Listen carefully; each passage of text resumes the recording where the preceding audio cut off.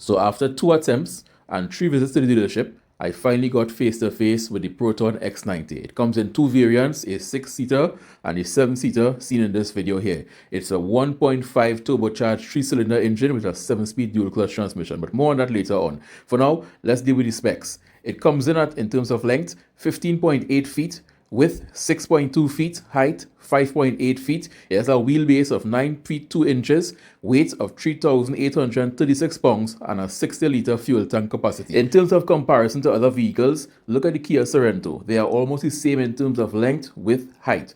The only major differences is the fact that the Kia Sorento is slightly heavier and it has slightly less ground clearance. You have large 19-inch wheels, 235, 15, 19 to be exact. You also have power folding mirrors. Obviously, that is something that's standard these days, but I'm still mentioning it. Power folding mirrors with turn signal repeaters on either side. You also have chrome running around the windows, and you also have this chrome accent piece running below both doors, left and right.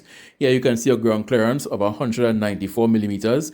It's enough to get over most things. I'm not going to go off-roading with it, but it's enough to get over most things. In terms of safety tech, you have 6 airbags, anti-lock brakes, electronic brake force distribution, brake assist, auto brake hold, electronic stability control, traction control, hill hold descent, hill descent control, autonomous emergency braking, forward collision warning, rear collision warning, adaptive cruise control, intelligent cruise control, lane departure warning, lane departure prevention, lane centering control, emergency lane keeper assist, traffic sign information recognition, lane change assist, rear cross traffic alert, door open warning, intelligent high beam control, and tire pressure monitoring. Here you can see a diamond grille. Now this diamond grille reminds me a lot of the Mercedes diamond grille, except on the Mercedes you have to option up to get those grills. Here it's just from the factory. You have your forward facing camera, then you have your Proton logo, which, yes, Thundercats. Then you have your parking sensors. Now you're only seeing 2 here, but each bumper, front and rear, has 4. So you may be asking yourself, where are the remaining 2? Well, left and right of the front and rear bumper, they can be found on either side. And this is pretty good because now you have no blind spots in terms of your parking sensors. And these really come into play when you're driving in close proximity to other objects and cars. It automatically gives you a warning, hey, you're kind of close, and it also turns the camera on. Just next to the parking sensor, you have what we typically call fog lights over here, even though they are not fog lights, but we just call them fog lights.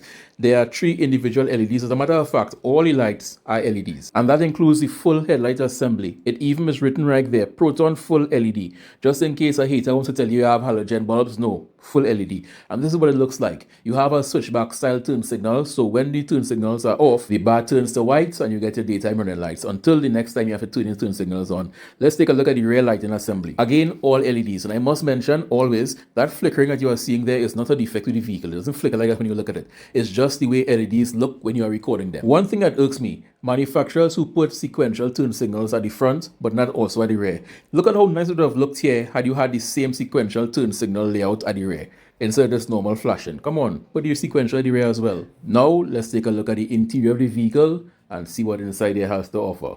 Starting with the trunk, you do have a powered liftgate. Obviously, at this price point, you wouldn't expect anything other than that. With 3 ways to open it, you could either press the button on the liftgate itself, the button inside the cabin, or the key fob. Now, this is a 7-seater after all, but with the last 2 seats folded down, the 6 and the 7 seats, you have a total of 1,200 liters of space. Don't ask me why they measure these things in liters and not feet or inches, but 1,200 liters. And most people who buy these vehicles aren't always going to be toting around 7 people constantly. Most times, the first 2 seats to the rear are going to be folded down, so you have all this space. But let's say you are logging around 7 people. Well, you fold the 2 rear seats up and it goes down considerably. You now only have 257 liters with the 2 furthest rear seats folded up. It's not a lot. It's really not a lot. This is what it looks like when you put a book bag, a typical size normal book bag in there. This is what it looks like. As you can see, it's just about the width of a book bag. You could probably fit like about maybe 4 pieces of luggage, maybe 5 if you put one on top one. But like I said, it's in a pinch. Most people are going to be driving around with this folded down. Underneath here, you have extra compartment. I guess you can hide stuff underneath there. I'm not sure what it's there for, but more storage, the better. You have a jack and your wheel spanner and stuff on the left there. Moving to the interior of the vehicle now, starting with the interior door panels, you have soft touch materials to the top and where your elbow would rest.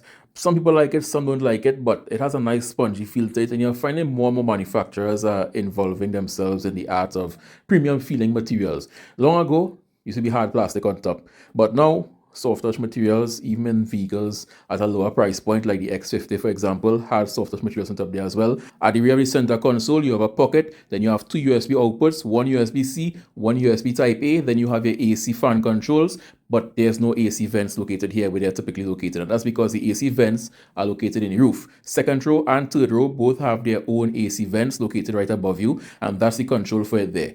In between that, you have a reading lamp. And the cool thing, they came from the factory with LEDs. So you don't have to go after the fact and wonder if you can install a LED or not. No, right off the bat, LEDs.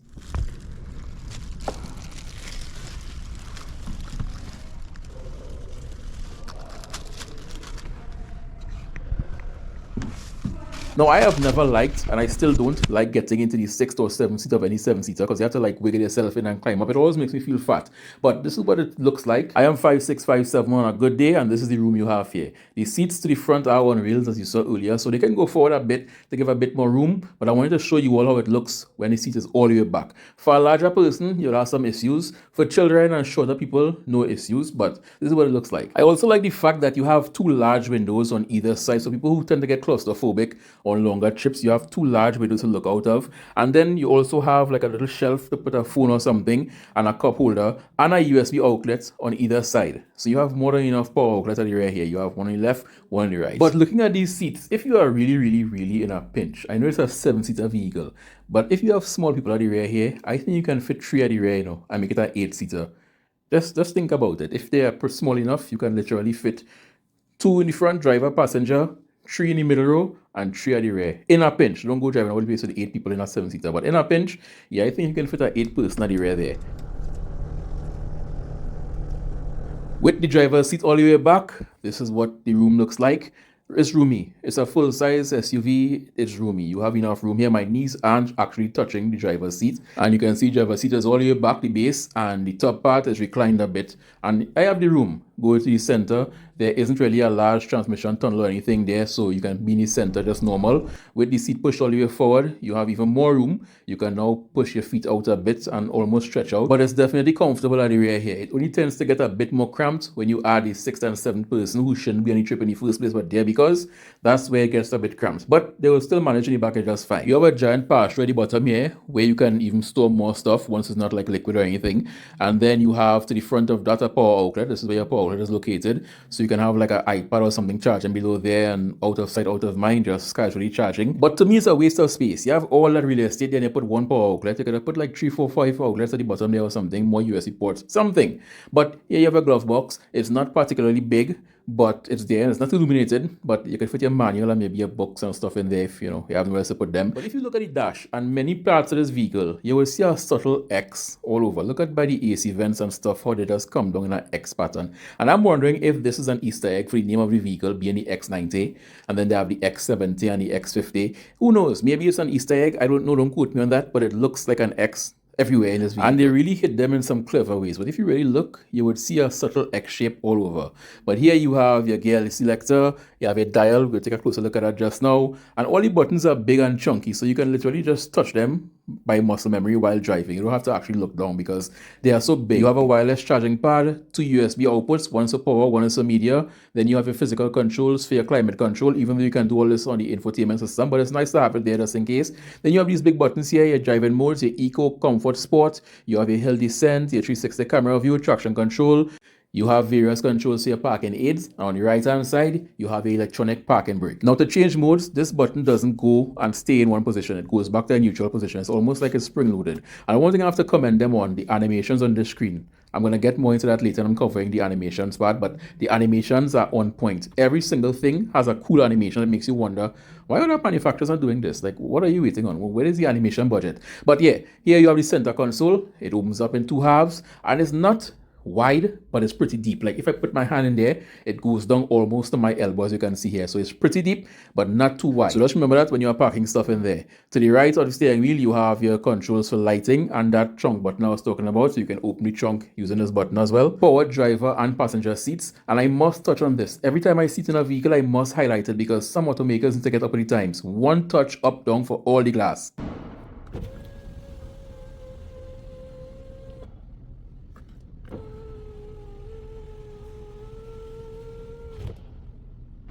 How hard is that to implement? You have vehicles at all price points. You're just there to hold the button down for it to go all the way down, or pull it up and hold it for it to go all the way up. Come on, one touch up, down. Now, in terms of the infotainment system, it's a large 12.5-inch display, but I want you all to pay attention to how fluid it operates. In using this, I was saying to myself, it's giving a hint of Android. I couldn't confirm it. There was no Android built version in the settings. There was no update settings. There was none of that. But it was just feeling Androidish. Later on, in doing research, I came across the OS. It's called Atlas OS. But even on the manufacturer's page, they didn't say what the OS came from.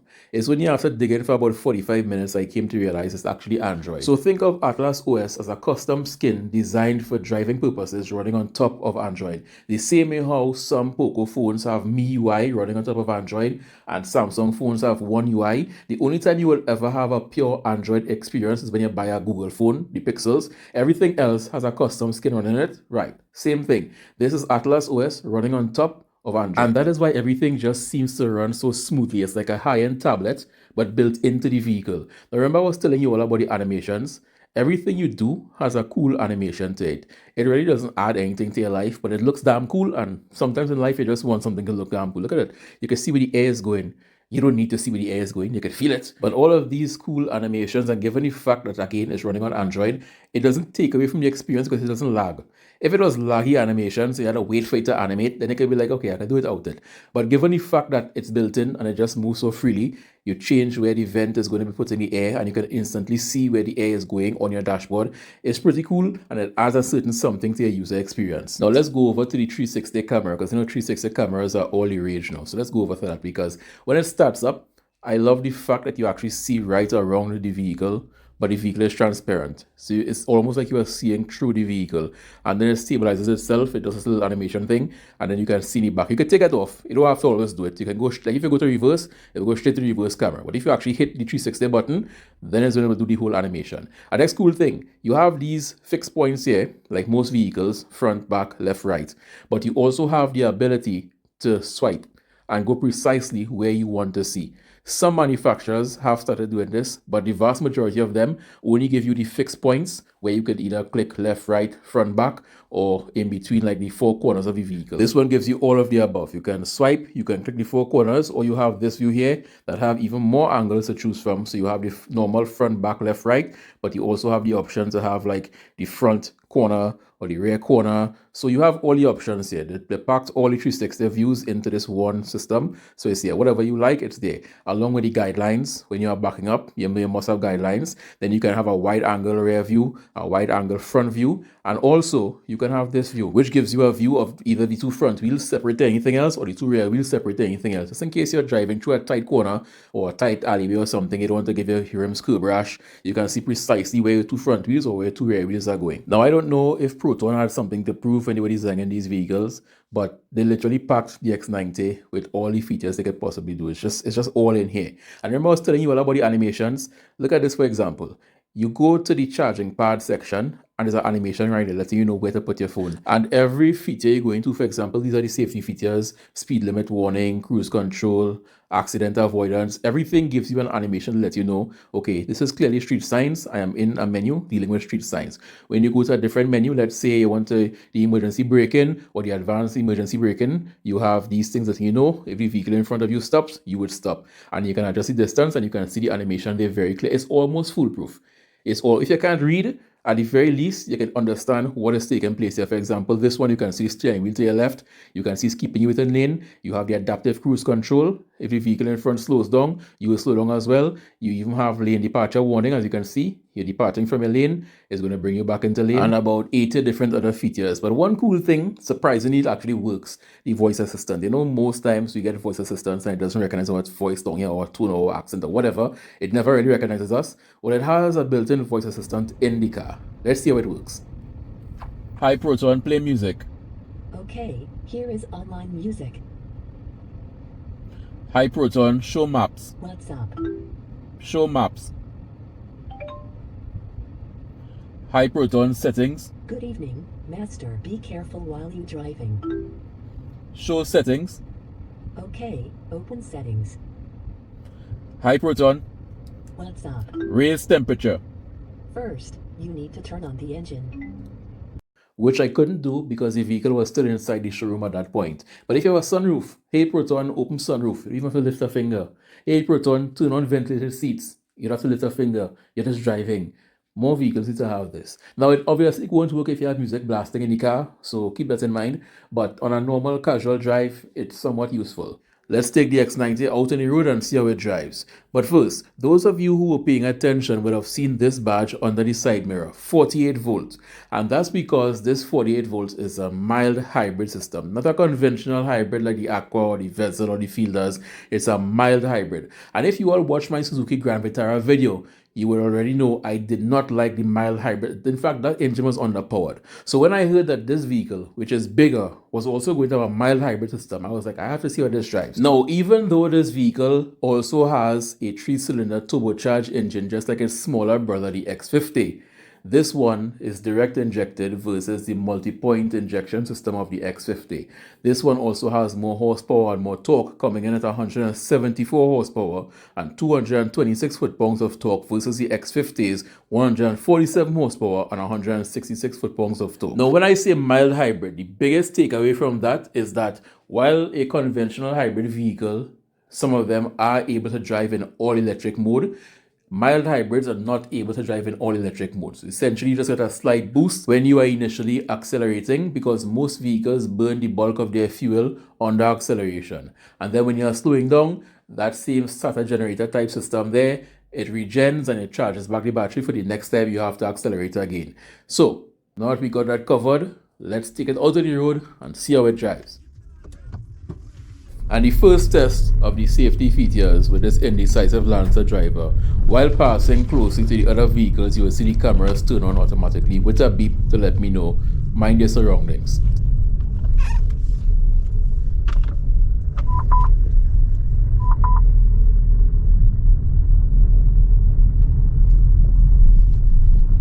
And what I quickly observed, you have to get within danger levels for it to beep at you. It doesn't beep and annoy you constantly. For example, here we are driving through Port of Spain, and because this is Trinidad Tobago, parking anywhere, so we are driving down the center line of the runway, dead center of both lanes, because where else would you drive?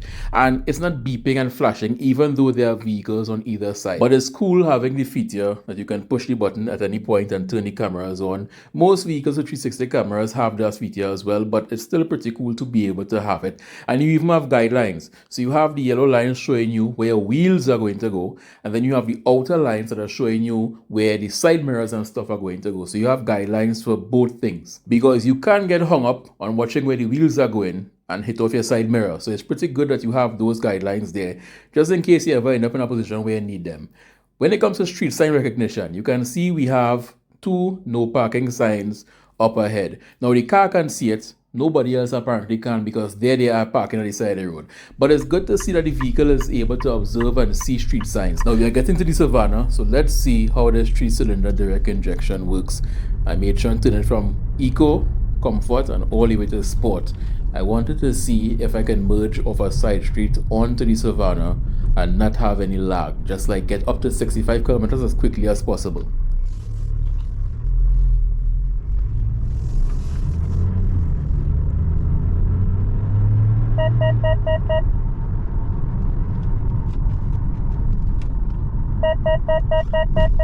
Now if you look at my hands here, you can see I'm letting go the steering wheel slightly and the steering wheel is still moving a bit. That correlates with the beeping you just heard. That beeping is letting me know that I am drifting out of lane. Unfortunately, the road is just narrow at that point. So while I was indeed close to the white line, it was unavoidable. But it's good to know that the vehicle is still trying to keep you centered in the lane at all points. Zone AC, so you can have yours as cold as you want, and I could have mine going a little warmer. Oh, okay, nice. And then the seats cool as well, so I could put mine to cool. And yours, if you don't want it, so it would stay off. Now it's really hard to convey over video. You have to drive it for yourself to understand. But when you hear 3 cylinders, 1.5, you think sluggishness. Now I'm coming up the hill here and I'm barely touching the accelerator pedal. I'm not sure if it's down to the horsepower or the foot-pounds of torque or the gearing, but coming up the hill, it's just coming up the hill effortlessly. Now after I did the X50, I heard many people say you didn't take it on a steep hill. It didn't take it where it took the M3, where the M3 transmission started to overheat. Don't worry, I hear you guys, because here I am. I took it down this hill, stopped at a weird point, did a turn, and this is where I realized my biggest issue with this vehicle. Not how it looks, not how it drives, not the brand, but the gear shifter. You also do it twice? So like a person drive? One more to go down, to drive, yeah. Also, it always passes neutral? It always has to pass neutral. Oh, that's going on. Now, while we're pausing here, at about 35 degrees to the left, I did that intentionally just to see how the vehicle would cope with making a tight lock and going back up the hill being a front wheel drive. But more on that after. Let's deal with the gear shifter and my annoyance with it. Most vehicles these days, especially shift by wire, because you have no limitations with a cord or a mechanical linkage or anything, you have park is a button. Park is also a button here. Okay, so far so good. But then let's say you want to come out of park to go into drive. You need to pass neutral for whatever reason. Some vehicles have it whereby a light pull down will go into neutral, but a full pull down will go straight to drive, because clearly nobody drives in neutral. You have no reason for your vehicle to really be neutral most of the times. Drive and reverse, your two main gears, forward and back. But for some reason, you need to always pass neutral here. So to go into drive, you have to pull down and then pull down again, an extra step. I don't like that. But the weirdness continues, because most vehicles Tiptronic, you either push to the left or you pull to the right, and you're going to Tiptronic mode, and then from there you can push up or pull down to gear up or gear down. This one has it totally back to front. To gear up or down in Tiptronic mode, you push the lever left to right. I've never seen it anywhere. So to gear up is to pull to the right. To gear down, you push to the left. It's not intuitive. It took me a while to figure out what the hell was going on. Why did they do that? I don't know. That made no sense. Whoever did that shouldn't work at Proton anymore. Let's continue with the drive. Okay, right. That's why I keep wondering if I'm not doing it hard enough or something. Why is it? So it has to pass neutral before you can get from drive to reverse or reverse to drive. Okay. So once you take off the park brake, it goes directly into neutral. Oh. Because I'm wondering all the time, like, am I not pulling it hard enough? Like, am I not pressing the brake hard enough?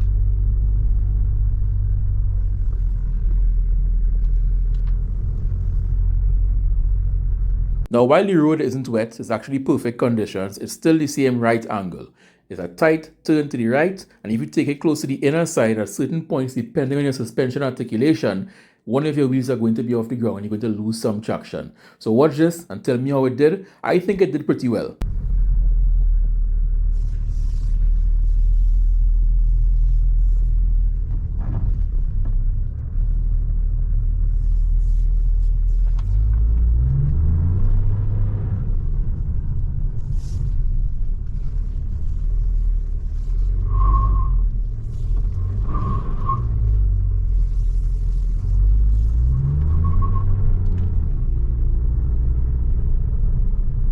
And I have to go back to that transmission because it's a beautiful transmission. Even though it's a dual clutch, one of dual clutch biggest issues is slow speeds, especially when the transmission doesn't know if you're going to first or second, and you tend to bounce between first and second while creeping. This was able to creep up there at certain points with a light touch on the accelerator pedal, which led me to say in previous reviews, manufacturers need to stop putting the dual clutch transmissions into everyday vehicles. Because when you're creeping, especially in Trinidad Tobago, the land of traffic, you tend to get that shudder, that vibration, when the clutch is partially engaged or partially not engaged at slow speeds. You don't get that issue here. You are able to creep like you would in an automatic vehicle where just like the torque converter is pushing the vehicle forward because the engine is idling. Yeah, I really love that transmission, but this was just run one up Chancellor, just to see how the vehicle handles, understand the kinematics. Now that I have a greater understanding for it somewhat, this is run 2. Now, Chancellor provides a very unique place to test drive vehicles for more than one reason. Reason number one is a hill, so you get a sense and feel the power. Number two, while it's not a tall hill or steep hill, you still get thinner air to the very top, even if it's a minute amount. And 3, you get to test turbo lag, because given the fact that around certain corners you have to let off the accelerator pedal and then get back on, you get to feel how quickly the vehicle responds when you hit the accelerator pedal again after coming out of the corner. And while any car guy will still be skeptical to go to a car meter and say I have a 3-cylinder 1.5 liter engine, we want some big engines. In fact, anything under 2 liters is a soft drink. I saw it on a truck once. I have to admit, this engine really performs, and the turbo lag is almost non-existent. Granted, that could be because the engine is small, less things to spin up, the flywheel probably lightened or something, I don't know. But even taking these corners here, you can see I'm not really cruising up Chancellor. I'm kind of pushing it going up Chancellor in a safe way, of course. And the vehicle handles it. It turns. You turn the front and it turns in. There's no sense of body roll like, are we going to tip over? Because after all, this is supposed to be a family vehicle. Yeah? There's nothing sporty in the design of this vehicle. It's a 7-seater, what they call a minivan or a soccer mom van in other countries. So it's not really meant to be sporty. But still, I wanted to see how it performs going up this hill at a slightly than normal speed. And it seems to perform really well. It really did pretty well. Now, because we spent more time than usual on the test drive, because we essentially went up and down Chancellor twice, one without the camera car and the other with the camera car, I was unable to find a road to go and do a 0 to 100 test. But this is all I could have gotten.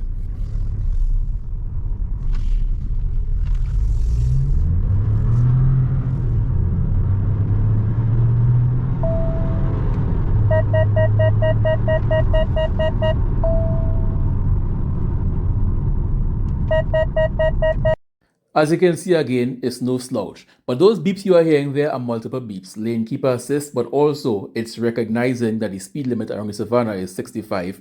It's looking at the signs and it's realizing the speed limit is 65, you are doing above 65, slow down.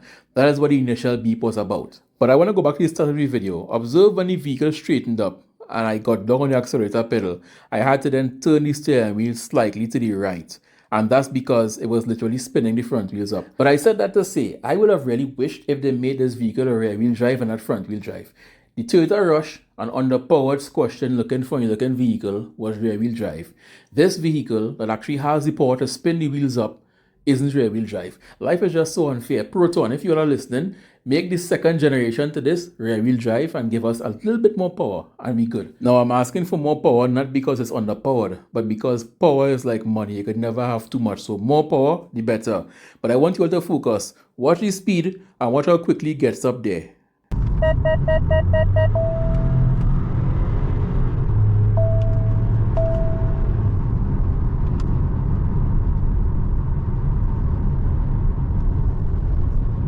Now when it comes to the blind spot monitoring, it shows up on your side mirror as well with the little orange light. But if you turn your indicators on while a vehicle is in your blind spot, the indicators would make a different sound to when it's normally working. So if you turn your indicators on and you heard that sound, just know the vehicle is seeing danger that you are not seeing. When the danger passes, you turn the indicator on again, it will go back to sounding normal.